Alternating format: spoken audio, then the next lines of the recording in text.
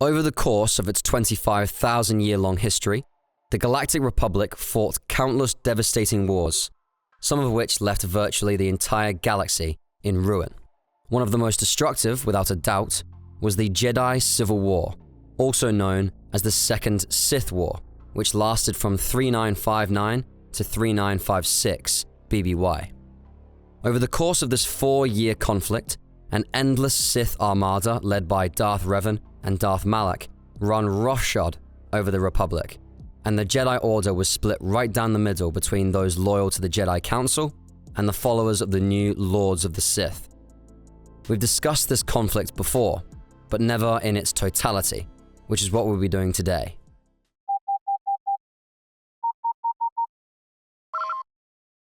Attention, Sergeant on deck! The foundations of the Jedi Civil War were laid during the Mandalorian Wars, another devastating conflict that left the Republic in ruins. 20 years before the Jedi Civil War, the Mandalorian Neo-Crusaders embarked on a campaign of ruthless expansion, conquering worlds across the Outer Rim and assembling a vast war machine. For years, they stayed out of Republic space, so after much debate, the Galactic Senate decided to not intervene, as the Republic was still recovering from an earlier war with a Sith faction led by Exar Kun. This proved to be a mistake. In 3963 BBY, after a lengthy standoff on the border of Republic space, the Mandalorians launched a massive assault on the Republic, attacking along 3 invasion corridors and completely overwhelming the Republic Navy. The Republic was trounced by the invaders, who pressed on towards the galactic core, pillaging and razing entire planets as they rampaged across the galaxy. On its own, the Republic was unable to fend off the Mandalorians, so it requested aid from the Jedi. But the Jedi Council refused to intervene. The numbers of the Order hadn't yet recovered from the war with Exar Kun, and the Council feared that their students would fall to the dark side if sent into battle against the Mandalorians. But 2 young Jedi Knights disagreed with the Council's decision. These men, known to the galaxy as Revan and Malak, gathered a following of like-minded Jedi and joined the war effort anyway, in defiance of the Council. These Jedi Crusaders turned the tide of the war, in large part due to Revan's tactical genius and Malak's charisma and skill at recruiting more Jedi to join the fight. After 2 years of bitter fighting, Revan and Malak pushed the Mandalorians back to the Outer Rim and crushed them in the Battle of Malachor V, where Mandalore the Ultimate was slain and the Mandalorian clans were scattered. But this victory came at great cost. The Republic was left in ruins, and billions had died in the fighting.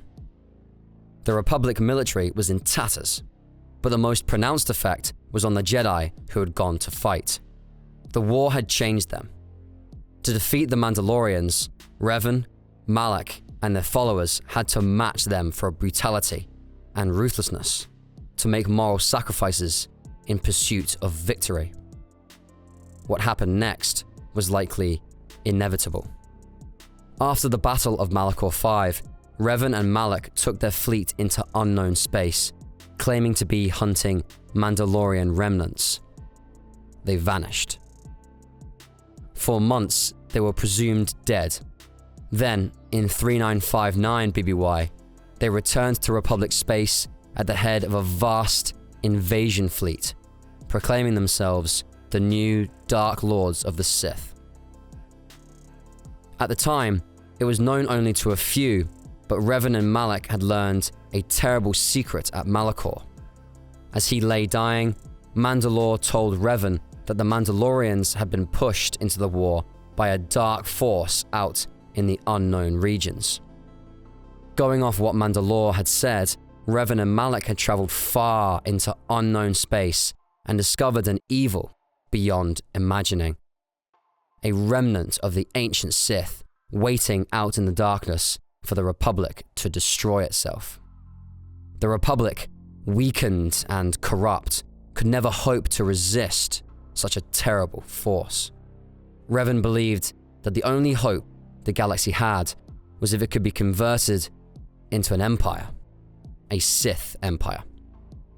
In secret, Revan and Malak traveled across the galaxy, seeking ancient ruins linked to the infinite empire of the Rakata, who had controlled the galaxy before the Republic. On a scattering of remote worlds, they found star maps that ultimately led to Rakata Prime, the ancient throne of the infinite empire, which lay far out in the unknown regions. There, they discovered the Star Forge, a superweapon of incredible power, which fed on the Rakata system's sun and the power of the dark side to generate near infinite supplies of warships, starfighters, and battle droids. Revan took command of the Star Forge and summoned his fleet to Rakata Prime, where he declared himself the Dark Lord of the Sith, with Malak as his apprentice. His followers, who by that point had already become fanatically loyal to the heroes of the Mandalorian Wars, all swore allegiance to their new Sith Empire. After taking control of the ancient Sith homeworld of Korriban, which would become the site of a new Sith Academy, Darth Revan waged war against the Republic. He began by leading a combined fleet of Republic ships from the Mandalorian Wars and new vessels manufactured by the Star Forge to the Republic shipyards at Forost, where much of the Republic Navy was docked. With the aid of Admiral Saul Karath, a Republic defector, Revan's forces captured or destroyed hundreds of warships, dealing a massive blow to the Republic Navy. From there, Sith forces swept into Republic space, winning major victories at Yagdal, Alantine 6, Roche, Axilla, and Telos 4. The Republic was completely unprepared for the Sith assault, and in the early months of the war, Revan was able to capture a large swath of the Outer Rim, as well as several crucial shipyards. The Republic was once again at the mercy of a brutal invader, and this time, the Jedi Council decided to intervene, joining the war on the side of the Republic. But this didn't help as much as the Council had hoped. This was because what hurt the Republic the most was not the immediate success of Revan's surprise attack, but the wave of defections that followed. Huge portions of the Republic military, entire fleets and armies, jumped ship to join the Sith. To understand why, we need to take a look at the most popular name for this conflict, the Jedi Civil War.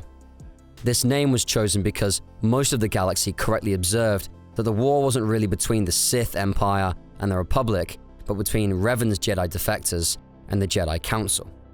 And as the disciple later recounted to Mitra Surik, but the reason the Jedi Civil War was named such was because few in the galaxy can recognize the difference between the Sith and the Jedi. To them, they are both Jedi, with different philosophies.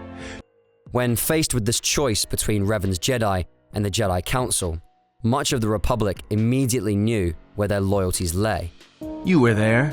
You knew how easy it was to hate the Jedi who sat back in the Republic, evaluating the threat, and watched us die against the Mandalorians. I did, up until the Republic officers began to betray their oaths to the Republic and side with Revan, Admiral Kareth, Mon Halan, General Darad, and all the rest. After Revan, nothing was the same. Right after that final battle at Malachor, I was right there with the rest of the defectors, because it was the right thing to do. We were loyal to Revan. That was enough. He saved us. And it wasn't with the ones who ignored the Mandalorian fleet. Between defections from the Republic and the power of the Star Forge, the strength of the Sith Empire swelled rapidly. Revan's tactical genius allowed the Sith's armada to sweep across known space, rapidly conquering a third of the Republic. As he went, Revan was careful to preserve critical infrastructure and military production facilities, often going out of his way to avoid attacking key targets, instead surrounding them and forcing them into surrender. His goal, after all, was not to destroy the Republic, but to transform it. Revan was also only willing to use the Star Forge to an extent. The ancient weapon was thoroughly corrupted by the dark side, and it corrupted its users in turn.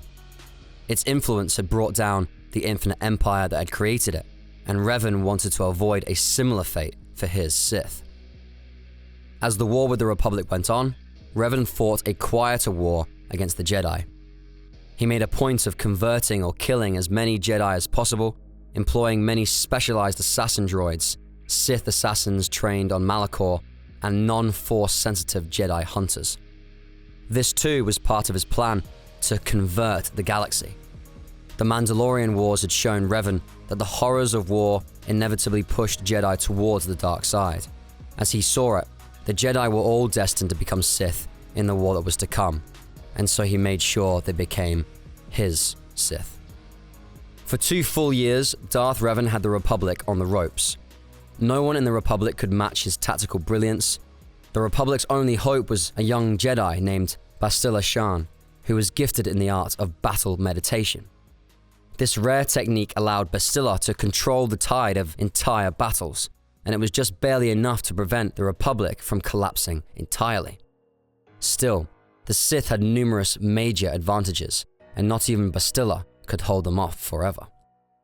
In a desperate bid to change the course of the war, the Jedi set a trap for Revan in a remote system, luring him into battle against a small Republic fleet.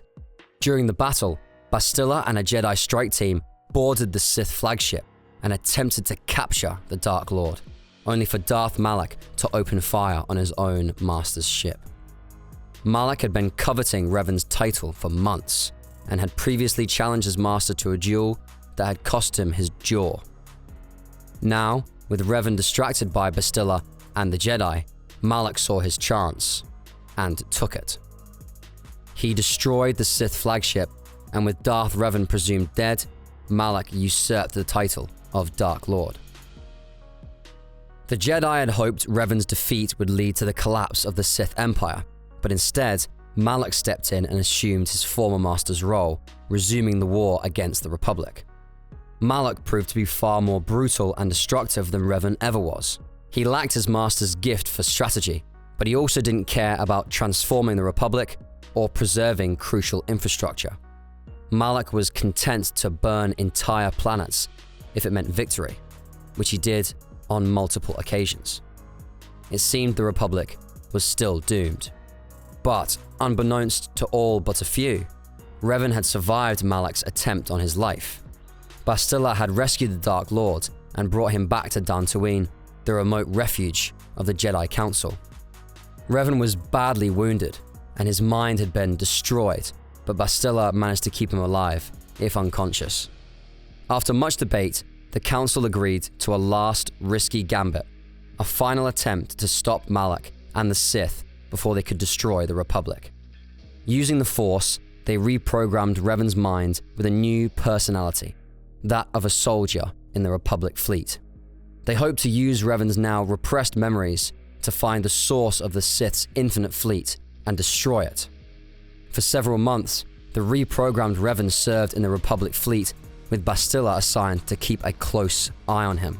But things went awry in a battle above Taris, in which Bastila's fleet was ambushed by Malak, who sought to capture or kill Bastila at all costs, viewing her as his last obstacle to galactic conquest. Revan, Bastila, and a small band of allies barely escaped Taris before Malak's fleet destroyed it. They fled to Dantooine, where the Jedi Council discovered Revan's Force sensitivity and retrained him as a Jedi.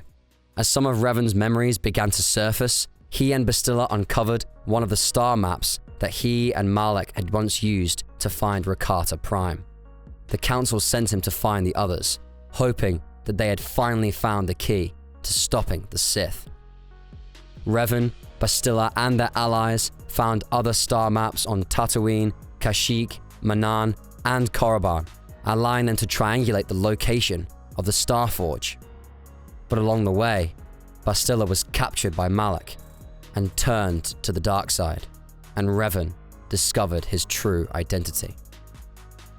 However, Revan kept to the path of the light side, and he led the Republic Navy to Rakata Prime, where a battle for the Starforge began. In the Battle of Rakata Prime, Revan defeated and redeemed Bastila before confronting and killing Darth Malak. The Republic destroyed the Starforge soon after, decapitating the Sith Empire and leaving their fleet in disarray. Before Rakata Prime, Malak and his armada were on the verge of total victory, with the Sith fleet rallying on the borders of the core worlds. But the destruction of the Starforge wiped out the entire senior leadership of the Sith Empire, and as happens among the students of the dark side, the Sith turned on each other almost immediately. A devastating but brief Sith civil war erupted, destroying the empire that Revan and Malak had built, and by the end of the year, the Sith Empire was gone and the Republic was victorious. But again, the cost was high. The Republic was all but destroyed in the Jedi Civil War, and by the conflict's end, barely 100 Jedi remained. The victory was a Pyrrhic one, and there was still a far greater threat waiting beyond the rim. But that's another story entirely. What do you think of this one? Do you want to see more Jedi Civil War content in the future? Feel free to post your thoughts in the comments below.